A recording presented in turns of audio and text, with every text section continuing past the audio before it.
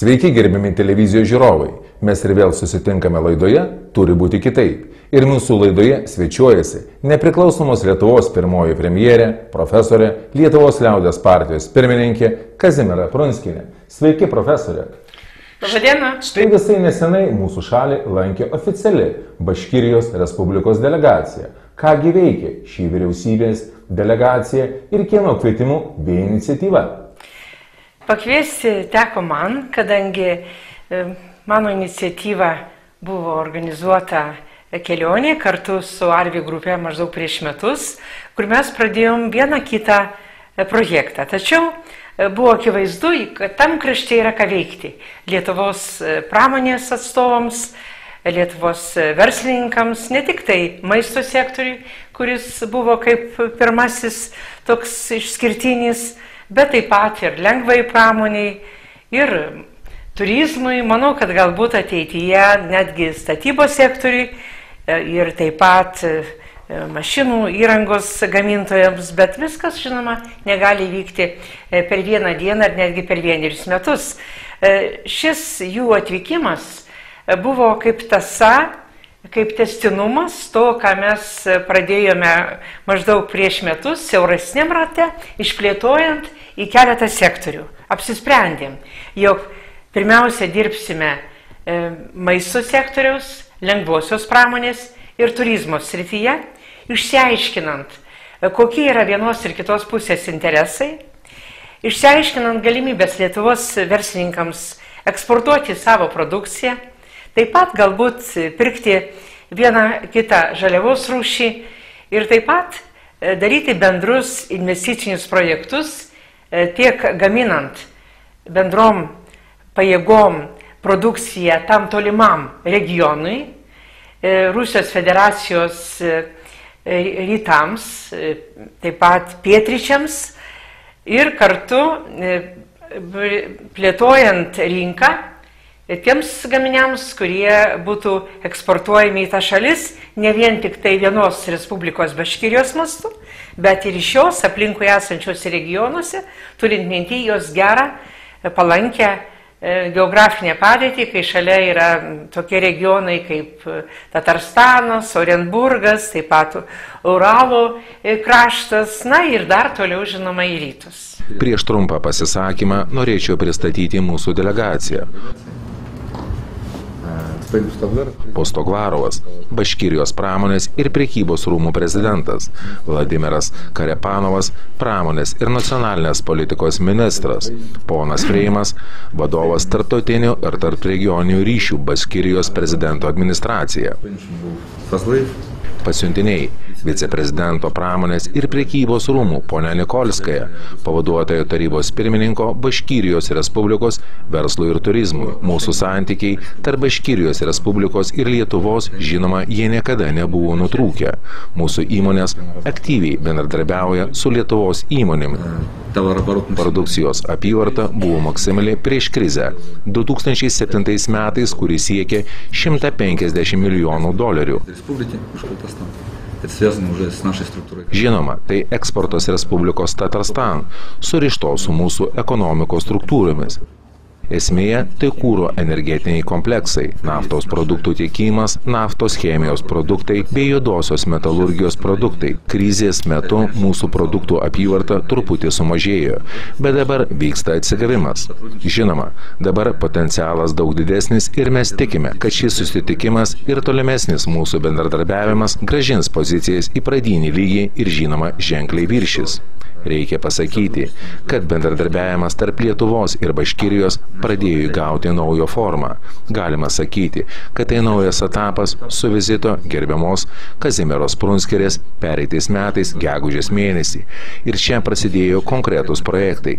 Esminiai tai žemės ūkio produktų perdirbimo, maisto produkto perdirbimo. 2 projektai dabar yra realizacijos procese. Tai grupė Arvi, jie žinoma įvairioje įgyvendinimo stadijoje ir aš iš karto galiu pasakyti, kad projektai nėra labai paprasti įgyvendinimui. Tai mineralinių trąšų gamykla ir gyvulininkystės atliekų perdirbimo gamykla. Bet antroji įmonė labai įdomi mums, todėl kad tai yra problema ir Rusijos federacijai, ir Baškirijai. Mes tikimės, kad šis projektas bus sėkmingai įgyvendintas ir šiam momentui bus paruošti poįstatyminiai aktai ir sudarytos galimybės bendradarbiauti su privačiu sektoriumi.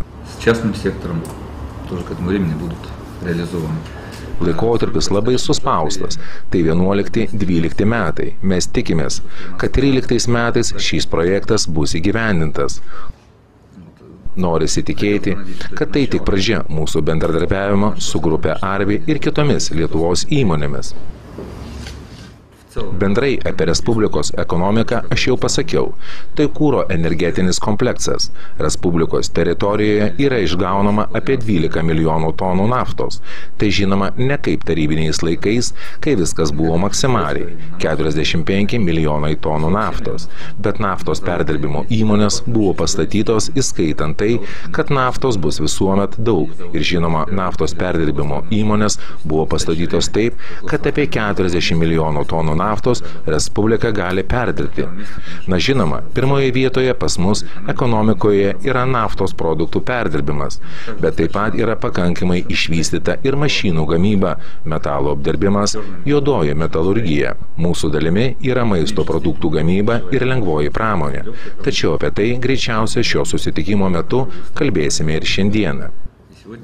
Baškirijos prezidento administracijos vadovas Vladimir Balabanov pažymi, kad būtent po jūsų vizito Baškirijoje mūsų šalies ir Baškirijos ekonominiai santykiai suaktyvėjo, tarytum įgaudami naują kvėpavimą. Kuo tai pasireiškia? Na, pirmiausiai, iki šiol daugiausiai buvo prekybiniai ryšiai, jų mastas nebuvo didelis, kažkur tik tai apie 100 milijonų dolerių siekiantis per metus. Na, visai menkai te buvo dirbama investicinių projektų srityje, kai Lietuva dabar yra pasiekusi pakankamai aukštą lygį kai kuriuose sektoriuose technologinė prasme. Pavyzdžiui, kad ir maisto sektoriuje, beje ir lengvojoje pramonėje ir kitose srityse, atėjo laikas, kai mūsų verslininkai gali parduoti ne tik produkciją, bet gali taip pat eksportuoti technologijas ir padidinti savo aktyvumą tose tolimesniuose kraštuose.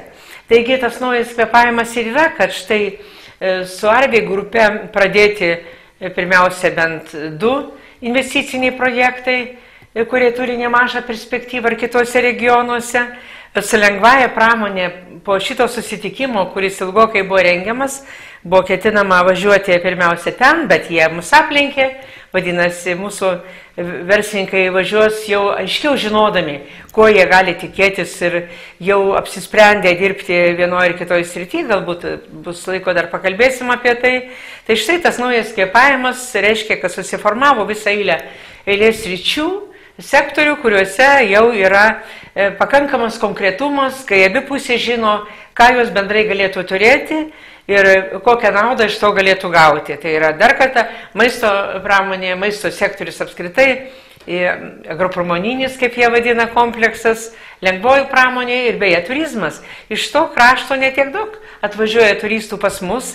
Man pavyko įtikinti, kad galima plėtoti tą turizmą ne tik tai tokį, reiškia, spontanišką ir pavienį, kada asmenys arba šeimos važiuoja į naujus kraštus arba atranda vėl senus pažįstamus, bet taip pat ir socialinį turizmą, kada pati vyriausybė, o ta Respublika Rusijos federacijoje yra viena iš turtingesnių, skiria socialinius kelialapius pažintiniams tokiems maršrutams, kelioniai į ES vieną ar kitą šalį ir kartu mes čia svarstom ir galimybę tokį turizmą sieti su geresniu, ypatingai kaimo turizmo, kur mažiau turistų užklysta apkrovimu ir taip pat derinti mokomąjį patirties mainų turizmą, seminarus su pažintiniu kultūriniu. Bendrauti su Lietuvos Respublika kol kas esminė tema, aš jau šiandieną ryte pasakojau, tai agropramoniniai kompleksai ir maisto produktų pramonė.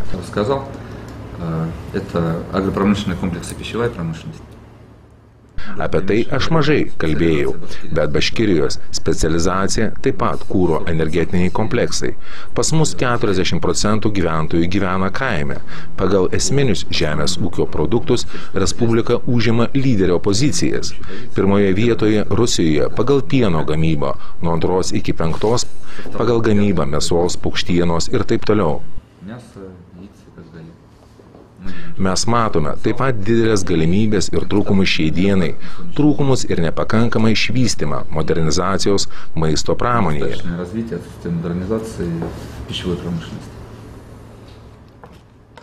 Lietuva šiuo garsėja ir mes tikimės, kad šią kryptimį mūsų bendradarbiavimas plėtosis. Antroji kryptis – tai lengvoji pramonė. Iškart pasakysiu, kad tai nėra mūsų Respublikos specializacija, bet įmonės šiai dienai dirba įvairiuose Respublikos miestuose. Daugiausiai jos priklauso privatiems investitoriams. Čia žinoma, daugiau norėtųsi pasižiūrėti į Lietuvos patirtį. Aš suprantu, kad tai yra Lietuvos Respublikos specializacija, tačiau kažkaip noriu pasikeisti nuomonėmis, na ir žinoma, turizmo plėtojimas.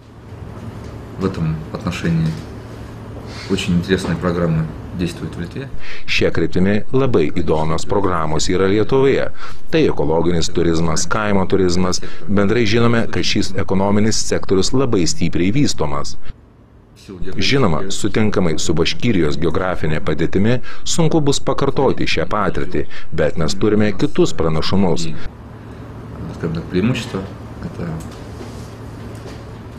Tai įvairus landšaftas, pas mus vystoma šiaurės turizmas, tai ir vystoma bei gali vystytis kalnų slidinėjimas, vandens turizmas, kalnų upėmis, arklių ir taip toliau. Tai viena iš programų, kurie šiuo metu įgyvendinamos pas mus ir mes tikimės, kad pirmosios grupės jau galės aplankyti, jei ne šiais, tai kitais metais būtinai.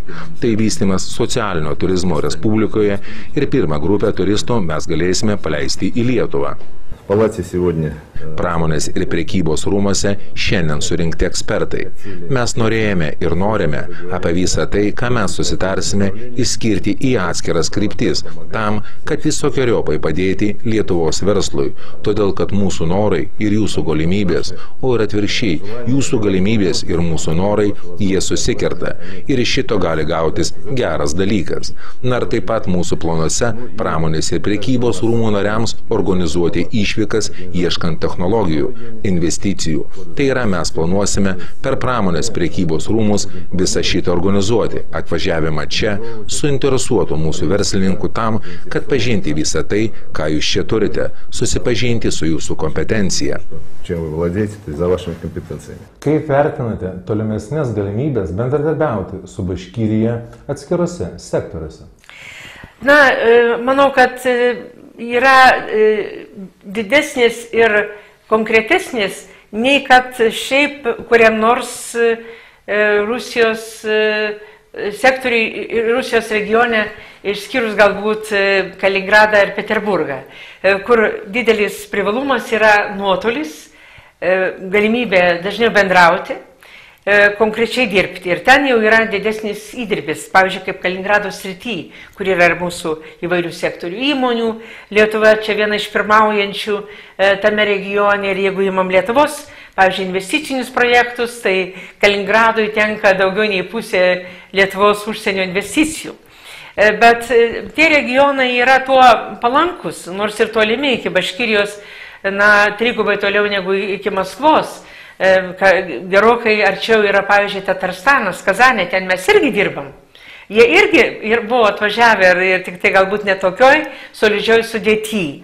Bet Baškirija labai noriai ėmėsi to bendradarbiavimo, jinai yra pakankamai savarankiška, kaip pavyzdžiui ir Tatarstanas, nes tai yra nesritis, ne autonomija, o tai yra respublika ir tai vyko jau naujais laikais, jie pakankamai gerai valdė savo ekonomiką, turi daug resursų, mūsų ekonominė struktūra yra ir skirtinga tuo, kad jie turi daug resursų, turi dar nepakankamai aukštai išvystytą vartojimo prekių gamybą savo kokybinių lygių ir todėl mūsų prekės ten yra labai patrauklios. Pavyzdžiui, kad ir trikotažo, tekstilės gaminiai, įmonės, čia mūsų svečiai aplankė tokias įmonės ir kalbėjosi, jeigu neaplankė, tai yra plataus spektro tekstilės ir aprangos įmonės, kaip kad Kauno Baltija, dalyvavo Garlyta kauniečiai, Utenos trikotažas,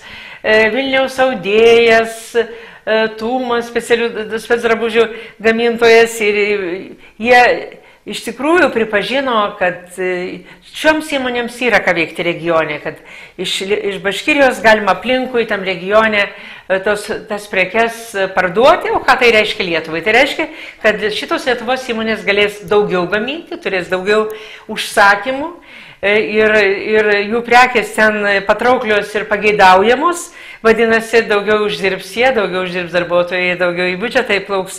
Tai čia apie kiekvieną tokį projektą galima pasakyti, kad niekada nėra taip, kad turėtų į naudą tik tai verslininkas. Kai verslas auga, tai vadinasi, darbo vietos auga, vadinasi, į biudžetą ateina daugiau pajamų ir mes neturim tiek rūpesčių su bedarbystė.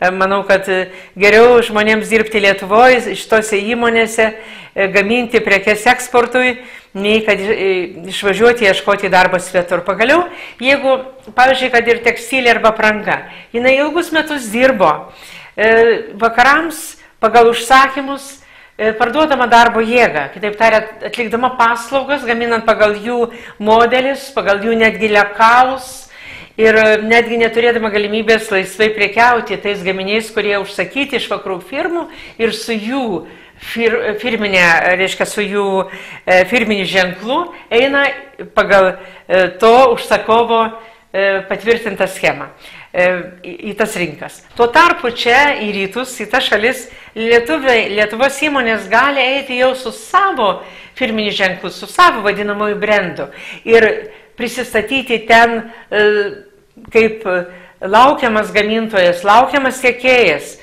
sustiprinti tada savo potencialą, sakyčiau, netgi tokį svorį. Aš manau, kad mūsų dizaineriams, mūsų modeliuotams, mūsų gamintojams tai yra labai svarbu, ne tik tai dėl garbės, dėl orumo, bet ir dėl situacijos valdymo, dėl savarankiško ėjimo į rinkas. Aš manau, kad labai svarbu dabar labiau subalansuoti mūsų rinkas, kada nėra lengva atkovoti naujas rinkas vakaruose, jos irgi turi savų gamintojų, tai augančiose rinkose, o rytų rinkos kaip tik yra labiau augančios. Ten mūsų prekės yra labiau pageidaujamos ir geras tas regionas, ta rinka, kurioje yra daug vartotojų, kurie mielai perka ir atsiskaito, žinoma. Tai štai tokie yra privalumai, tokios yra galimybės. Aš dar pridursiu, kad ta tokia aukšto lygio delegacija, kur oficialūs valdžios atstovai ir taip pat pramonės priekybos rūmų vadovai atvyko, jie turi be abejo paties aukščiausio lygio palaikymą.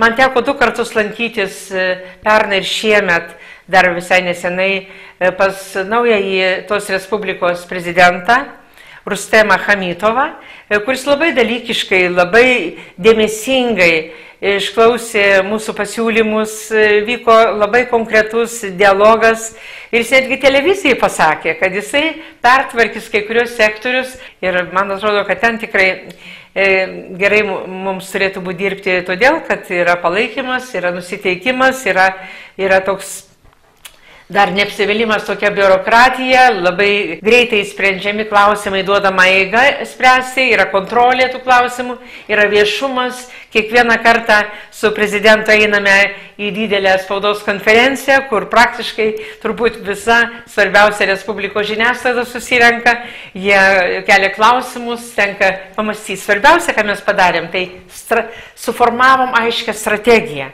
kokiuose sektoriuose dirbam, kokie yra tie prioritetai ir kaip mes tai įgyvendinsim. Ir žinoma, atėjo laikas, kada įsijungia iš Lietuvos pusės konkrečios įmonės, konkretūs verslininkai, žinoma, tie, kurie turi potencialą ne tik tai gaminti čia savo vietiniai rinkai, bet kurie turi galimybių eiti į tolimesnės rinkas ir turi interesą taip pat plėtoti savo rinkas, kurdami naujus ūkinius subjektus tolimesnėse šalyse. Tam reikėjo priaugti, kad Lietuva taptų investuotoja ir kad galėtų savo produktus šitaip plačių mastų gaminti ir parduoti. Конечно, пока кого-то очень большого опыта нет, ну мы, как говорится... Žinoma, kol kas kažkokios tai didelės praktikos nėra, bet aš tikiu, kad mes, kaip sakoma, surandame bendrus sąlyčio taškus.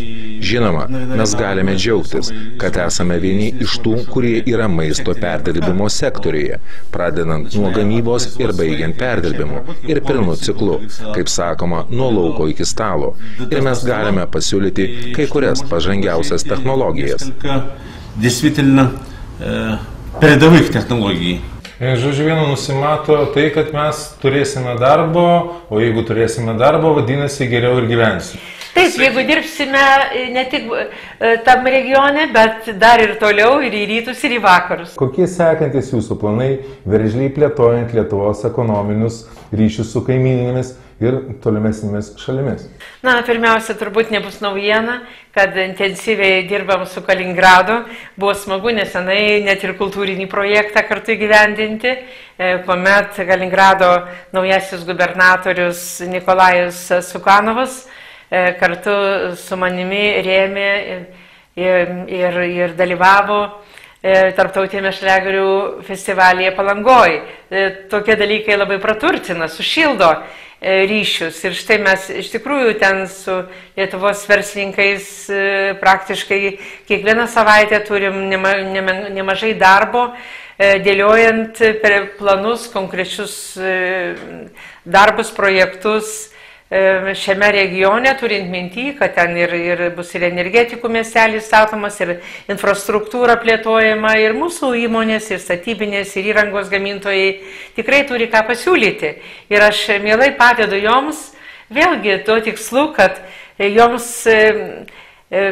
augant, stiprėjant, galėtų čia pat už Nemuno mūsų Lietuvos žmonės, specialistai ir darbuotojai įsidarbinti ir neišvažiuotų į tolimus kraštus.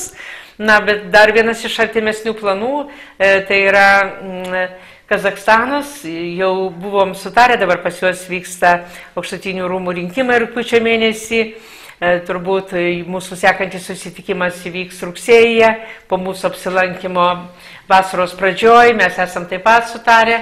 Analogiškus praktiškai sektorius, gal daugiau akcentų ten yra statybos srityje pasiūlymų, bet taip pat ir maisto sektorius, ir apranga tekstilė, ir turizmas gal šiuo atveju kiek mažiau.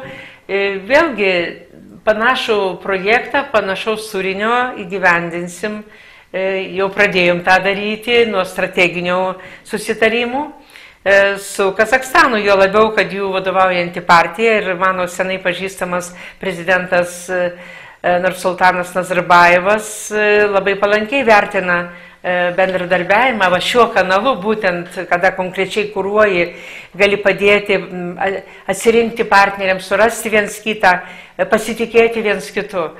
Taip, kad dabar ne atostogos galvoju, ne poilsis, o reikia spėkti suktis tarp artimesnių ir tolimų kraštų, kad nepraleisti tų šansų, kurių mūsų ekonomika turi.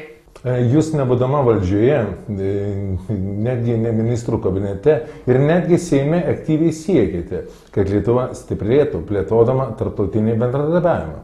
Kodėl jūs tai darote? Ar Lietuvoje valdžios struktūrose nebėra kam daugiau to užsiimti? Aš manau, kad būtų kam užsiimti, tam ir yra valdžios institucijos. Dirbdama Žemės ūkio ministrė, aš tikrai labai aktyviai dirbau visom kryptim ir manau, kad tos pasiekmes yra akivaizdžios ir dabar labai nesinorėjau, kad tas įdirbis susilpnėtų. Tačiau kartais tiesiog įstringama gesinant gaisrus, kada ekonomika smuko ir nebe valdžios padarytų klaidų įtakos, gal tiesiog ir neprieina eilė tiems darbams, arba galbūt nepakankamai įvertina šitos svarbos, galvodami, kad tik tai štai ES rėmose, tik tai dirbdami vakarų kryptimi galime sustiprinti ekonomiką, mūsų verslą ir mūsų žmonių užimtumą. Deja, kaip ir savo laiku, aš labai daug dirbau vakarų kryptimi, ypatingai Vokietijos, kitų šalių atžvilgių.